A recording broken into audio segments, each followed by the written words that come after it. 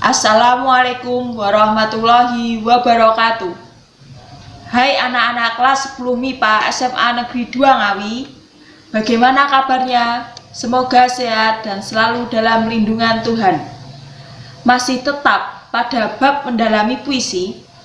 Nah, sebelum melanjutkan ke materi subbab selanjutnya, Bu Finska mau bertanya kepada kalian. Masih ingat materi tentang unsur-unsur puisi? Nah, sebutkan unsur-unsur puisi di dalamnya. Ada yang bisa menjawab? Benar, unsur-unsur puisi itu ada dua. Yang pertama, struktur fisik. Yang kedua, struktur batin. Untuk yang pertama, struktur fisik itu dibagi menjadi 6. Yang pertama, tipografi. Yang kedua, diksi. Ketiga, gaya bahasa. 4, imaji. 5, kata konkret. 6, rima. Selanjutnya, struktur batin dibagi menjadi 4. Yang pertama, tema. Yang kedua, nada. Ketiga, suasana. Keempat, pesan atau amanat. Masih ingat pengertian puisi menurut para ahli? Nah, puisi menurut Waluyo, puisi itu merupakan bentuk karya sastra yang mengungkapkan pikiran dan perasaan penyair secara imajinatif dan disusun dengan mengonsentrasikan struktur fisik dan struktur batin. Tadi kalian sudah menjelaskan struktur fisik dan struktur batin pada puisi. Selanjutnya, puisi itu juga terbentuk oleh ikatan rima dan irama, serta penyusunan bait dan larik. Maka, untuk mendemonstrasikan puisi, kalian dapat melakukan dengan cara membaca atau memusikalisasikan puisi.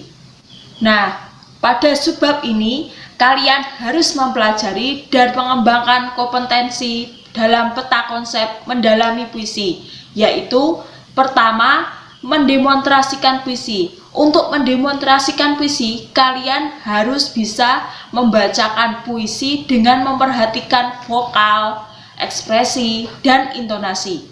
Yang kedua, kalian harus bisa memusikalisasikan puisi dengan memperhatikan keselarasan isi puisi, lagu, dan musik. Selanjutnya, mendemonstrasikan kemampuan menulis puisi. Nah, kalian harus menulis puisi untuk mengungkapkan perasaan. Yang kedua, menulis puisi dengan menggunakan ide dari berita yang didengar atau dibaca. Pada materi ini, kalian akan mempelajari tentang mendemonstrasikan puisi.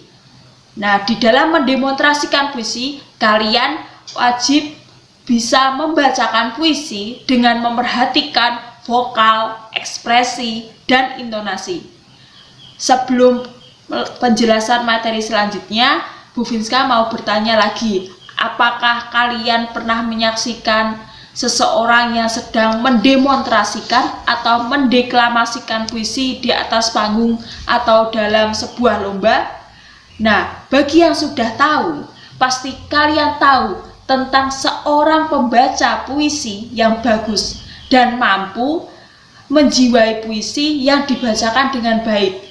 Dampaknya, pendengar akan dapat merasakan suasana puisi tersebut serta mampu menangkap makna puisi yang disampaikan penyairnya. Oleh karena itu, faktor itu akan tercapai apabila ketika pembaca puisi tidak hanya mengandalkan permainan vokal, tetapi juga memperhatikan ekspresi, intonasi, dan gerakan tubuhnya saat membaca puisi. Pada bagian ini, kalian akan belajar membacakan puisi dengan memperhatikan vokal, ekspresi, dan intonasi yang baik. Berikut langkah-langkah yang harus diperhatikan ketika mendemonstrasikan puisi.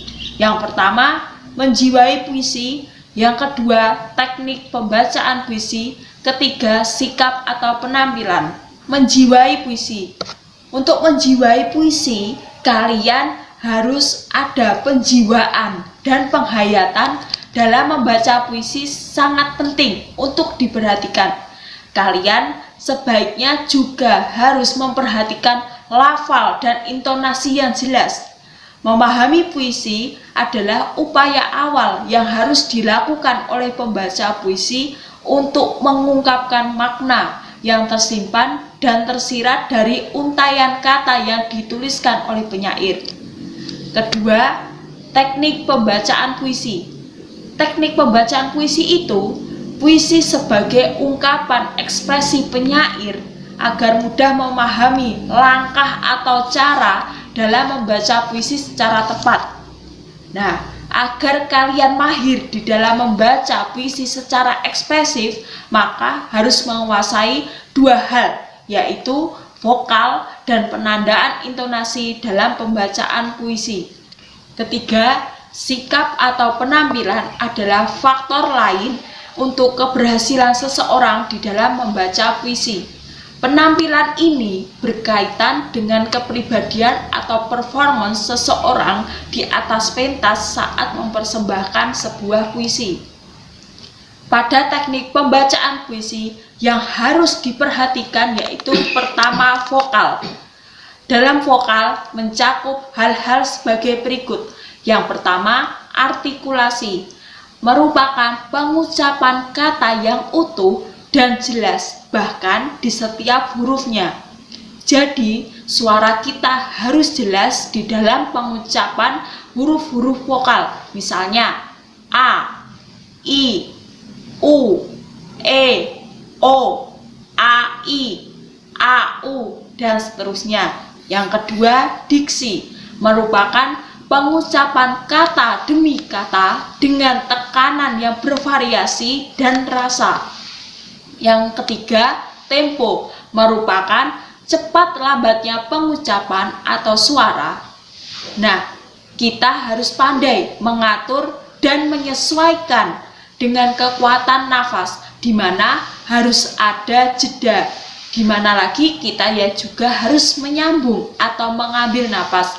Untuk mengatur pernafasan itu gunanya digunakan untuk mengatur dan jangan tergesa-gesa di dalam membaca puisi. Keempat, dinamik. Dinamik merupakan lemah dan kerasnya suara. Nah, itu setidaknya harus sampai kepada penonton, terutama pada saat lomba membaca puisi. Kita ya juga harus menciptakan suatu dinamika yang prima dengan mengatur rima dan irama, naik turunnya volume, dan keras lembutnya diksi. Dan yang paling penting itu menjaga harmoni di saat naik turunnya nada suara. Kelima, modulasi. Modulasi merupakan mengubah atau perubahan suara di dalam membaca puisi. Keenam, intonasi merupakan penekanan dan laju kalimat yang harus diperhatikan. Intonasi terbagi menjadi dua, yaitu tekanan dinamik, merupakan tekanan pada kata-kata yang dianggap penting. Kedua, tekanan tempo, cepat lambat pengucapan suku kata atau kata. Ketujuh, jeda. Jeda merupakan pemenggalan sebuah kalimat di dalam puisi, akan sangat membantu mengungkapkan keseluruhan isi puisi. Kedelapan, rima dan irama, merupakan di dalam membaca puisi tidak terlalu cepat ataupun terlalu lambat. Membaca puisi itu berbeda dengan membaca sebuah teks biasa karena puisi terikat oleh rima dan irama, sehingga di dalam membaca puisi tidak terlalu cepat ataupun juga tidak terlalu lambat. Selanjutnya, yang kedua, penandaan intonasi di dalam pembacaan puisi. Kata-kata dalam puisi ada yang diucapkan dengan nada yang menarik dan ada juga diucapkan dengan nada menurun. Nah, berikut beberapa rambu yang dapat digunakan untuk menandai jeda, intonasi, dan tekanan. Jika ada panah yang mendatar, maka diucapkan dengan intonasi datar. Jika panah itu ke arah atas, maka diucapkan dengan intonasi naik. Selanjutnya, panah ke arah bawah, maka diucapkan dengan intonasi rendah. Selanjutnya ada slice. 1 itu berhenti sejenak. Kemudian slice-nya 2 berjajar itu berhenti lama. Selanjutnya ada panah kembali, itu langsung pada baris selanjutnya. Nah, berikut adalah contoh penulisan dan pembacaan puisi menggunakan penanda puisi dengan judul Kangen karya W.S. Rendra.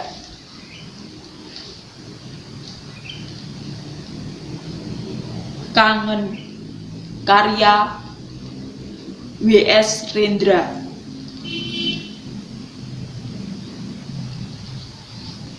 Kau tak akan mengerti bagaimana kesepianku menghadapi kemerdekaan tanpa cinta.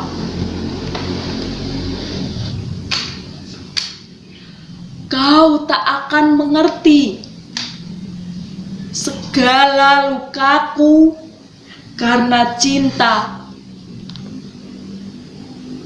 telah sembunyikan pisaunya. Membayangkan wajahmu adalah siksa. Kesepian adalah ketakutan dalam kelumpuhan. Engkau telah menjadi racun bagi darahku apabila aku dalam kangen dan sepi. Itulah berarti aku tunggu tanpa api. Nah, setelah kita mengetahui cara dalam menjiwai puisi, teknik pembacaan puisi, nah ini yang terakhir yaitu sikap atau penampilan. Sikap atau penampilan pada puisi kita harus diusahakan terkesan tenang, tidak gelisah, tidak gugup, berwibawa, meyakinkan, dan mengasyikan, tidak demam panggung. Hal yang perlu diperhatikan berkaitan dengan penampilan yaitu yang pertama gerak.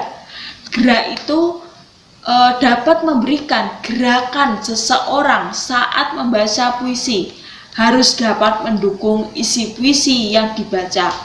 Nah, untuk gerak tubuh itu atau tangan jangan sampai kelis. Yang kedua, komunikasi. Komunikasi itu sangat penting karena pada saat pembacaan puisi, pembaca harus dapat memberikan sentuhan, bahkan menggetarkan perasaan dan jiwa penonton secara komunikatif. Ketiga, ekspresi. Pembaca sebaiknya menampakkan hasil pemahaman, penghayatan, dan segala aspek di atas dengan ekspresi yang tepat dan wajar. Dalam ekspresi pasti berkaitan dengan raut muka. Ekspresi raut muka itu artinya ekspresi wajah yang harus disesuaikan dengan isi puisi. Ketika puisi yang kita baca mengandung unsur puisi sedih, maka ekspresi mimik wajah yang menggambarkan sedih. Selanjutnya juga ekspresi mimik atau perubahan raut muka itu harus ada, namun harus proporsional sesuai dengan kebutuhan menampilkan gagasan puisi secara tepat. Yang keempat, konsentrasi. Untuk konsentrasi ini, pemusatan pemikiran atau pikiran terhadap isi puisi yang akan dibaca. Setelah kalian memahami mendemonstrasikan puisi tentang membacakan puisi dengan memerhatikan vokal, ekspresi, dan intonasi, selanjutnya kalian harus memahami tentang memusikalisasikan puisi dengan memerhatikan keselarasan isi puisi, lagu, dan musik. Musikalisasi puisi merupakan gabungan atau perkawinan antara musik dan puisi. Sebagian orang mengatakan musikalisasi puisi, sebagian menyebut musik puisi.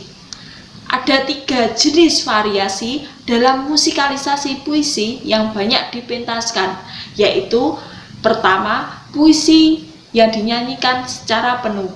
Yang kedua, puisi yang dibaca diiringi dengan musik. Ketiga, puisi yang dibaca dan dinyanyikan. Nah, untuk unsur musik dan puisi menjadi satu kesatuan utuh, sehingga orang yang mendengar akan lebih menikmati dan terasa akrab karena unsur musik sudah tidak asing lagi di dalam keseharian mereka. Tujuan musikalisasi puisi itu merupakan memudahkan pendengar memahami makna puisi yang ingin disampaikan penyairnya. Lagi pula, dengan dijadikan nyanyian, sebuah puisi itu akan lebih mudah diingat oleh pendengarnya. Nah, kalian bisa menemukan contoh musikalisasi puisi lainnya pada lagu Bimbo, Ebit G. Ade, dan Uli Siregar Rusadi. Selain itu, dimusikalisasikan secara komersial untuk tujuan bisnis. Nah, ada juga banyak puisi seperti Sapadi Djoko Damono yang disajikan dalam bentuk nyanyian. Selain disajikan secara utuh sebagai sebuah lagu, ada juga yang berpendapat bahwa musikalisasi puisi adalah pembacaan puisi diiringi musik atau gabungan antara keduanya.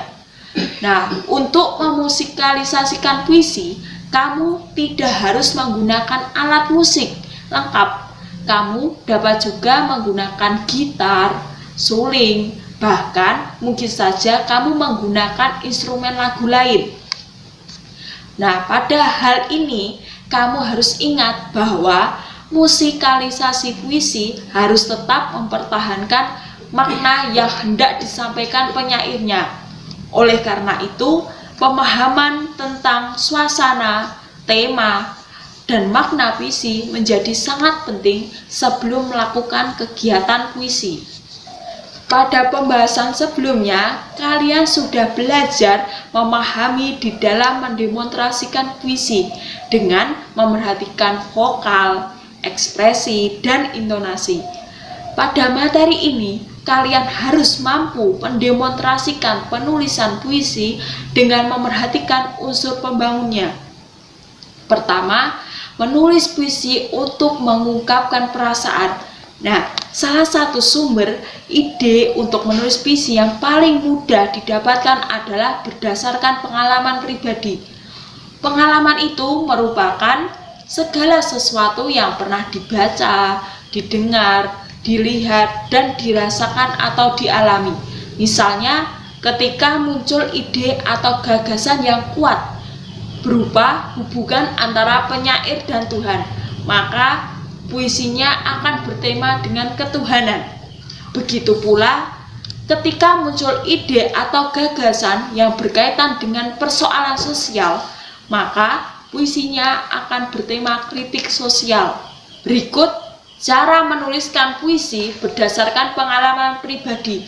Pertama, pilihlah peristiwa, pengalaman, bahkan angan-angan yang paling istimewa. Kedua, tulislah apa yang kamu lihat, rasakan, dengar, cium, pikirkan, dan bayangkan. Ketiga, tuangkan dalam kata-kata pilihan yang kamu anggap paling tepat sesuai dengan jiwamu. Ingat, perhatikanlah unsur fisik dan unsur batin di dalam penciptaan puisi. Keempat, sisipkan pesanmu dalam puisi kepada pembaca atau pendengar. Kelima, tuangkan menjadi bentuk puisi yang indah. Nah, berikut teknik penulisan puisi sebagai berikut. Kita ambil saja contoh sesuai dengan pengalaman kita ya. Sumber inspirasinya Kumaudia. Nah, bagi yang ingin dia untuk selamanya saja, kalau kalian tidak bisa mencari sumber inspirasi lain. Terus selanjutnya langkah pertama, kita menciptakan puisi dengan mengamati pasangan muda-mudi di taman kota. Terus langkah selanjutnya, Ia memerinci apa yang dilihat, didengar, dirasakan, dipikirkan, dibayangkan, dibandingkan, dan dicium. Ketiga, pencipta memilih kata-kata yang tepat untuk mengungkapkan perasaannya. Keempat, pencipta menyampaikan pesan dan ajakan lewat sindiran. Kelima, pesan yang dimaksud adalah ajakan penulis atau pencipta puisi kepada pasangan untuk selalu saling percaya dan saling menjaga perasaan, seperti komitmen agar hubungan langgeng selamanya. Nah, berikut ini merupakan tugas 2 individu untuk pertemuan hari ini. Nah, tapi pengumpulannya paling lambat hari Minggu tanggal 9 Mei 2021 pukul 23.59. Nah, soalnya sebagai berikut. Nomor 1, bacalah puisi pada e-book antologi puisi berjudul Hujan Bulan Juni karya Sapardi Djoko Damono dan e-book antologi puisi berjudul Para Jenderal Marah-Marah karya Wiji Tukul. Soal kedua, setelah kamu baca, tulislah 3 puisi yang paling kamu senangi dari masing-masing e-book antologi tersebut. Tidak boleh ada persamaan dengan teman yang lain. Ketiga, selanjutnya pilihlah salah satu dari puisi yang kamu senangi dari masing-masing e-book antologi puisi tersebut untuk dianalisis unsur pembangun puisi. Lalu tulislah puisi tersebut. Soal 4, analisislah penggunaan diksi dalam puisi tersebut dengan menggunakan tabel. Tabelnya bisa dilihat pada buku paket bahasa Indonesia Kemendikbud halaman 263. Soal kelima, analisislah jenis imaji dalam puisi tersebut dengan menggunakan tabel. Contoh tabel dilihat pada buku paket bahasa Indonesia Kemendikbud halaman 265. Soal keenam, analisislah kata konkret dalam puisi tersebut dengan menggunakan tabel. Tabel juga bisa dilihat pada buku bahasa Indonesia Kemendikbud halaman 266. Kedelapan, analisislah rima atau ritme dalam puisi tersebut dengan menggunakan tabel. Bisa dilihat pada halaman 268. Nah, yang terakhir, mengapa kamu memilih puisi tersebut? Berikan alasan yang logis dan tepat. Nah, pada tugas 2 individu tersebut, kerjakan tugas ini dengan sebaik-baiknya. Dilarang copy paste pekerjaan teman. Jika terdapat persamaan tugas, maka tugas akan dikembalikan dan mengerjakan tugas kembali dengan soal yang berbeda. Pengumpulan paling lambat hari Minggu tanggal 9 Mei 2021 pukul 23.59. Jika sudah diberi kepanjangan waktu, jangan sampai terlambat. Langsung dikirim di Google Classroom sesuai dengan kelasnya masing-masing. Jika mengerjakan, harus sesuai format dan ditulis di buku tugas masing-masing. Jangan lupa diberi identitas masing-masing seperti biasanya. Setelah dikerjakan, lalu difoto dan dikirim berbentuk PDF. Tolong jangan diperkecil fotonya karena tidak terbaca. Gunakan foto atau scan sesuai dengan standarnya. Nah, untuk ulangan harian bab mendalami puisi ini, kalian membuat tim musikalisasi puisi. Pengumpulan paling lambat hari Minggu 6 Juni 2021 pukul 23.59. Perintahnya sebagai berikut. Pertama, buatlah kelompok beranggotakan 6 orang. Jumlah laki-laki dan perempuan harus rata, serta pemain musik yang mahir juga harus rata. Kedua, bersama kelompokmu, pilihlah salah satu puisi dalam buku antologi puisi yang tidak mengandung unsur pornografi, sara, dan hal negatif lainnya. konsultasikan dengan gurumu jika mengalami kesulitan. Nah, untuk sastrawannya bebas boleh karya sastrawan siapapun. Nah, ketiga, diskusikanlah suasana, tema, dan makna puisi tersebut. Keempat, buatlah aransemen sederhana berdasarkan suasana, tema, dan makna puisi tersebut. Kelima, berlatihlah menyanyikan puisi tersebut dengan iringan aransemen yang telah kalian buat. Keenam, tampilkanlah musikalisasi puisi dalam bentuk video dan diunggah ke YouTube perwakilan masing-masing kelompok. Pada ujian praktik ini, kerjakan ujian praktik ini dengan sebaik-baiknya. Dilarang copy paste pekerjaan kelompok lainnya. Jika terdapat persamaan isi di dalam musikalisasi puisi, maka hasil akhir akan dikembalikan dan mengerjakan kembali dengan ulangan praktik yang berbeda. Pengumpulan video paling lambat hari Minggu tanggal 6 Juni 2021 pukul 23.59. Sudah diberi kepanjangan waktu, jangan sampai terlambat. Langsung saja diunggah melalui YouTube kelompok masing-masing.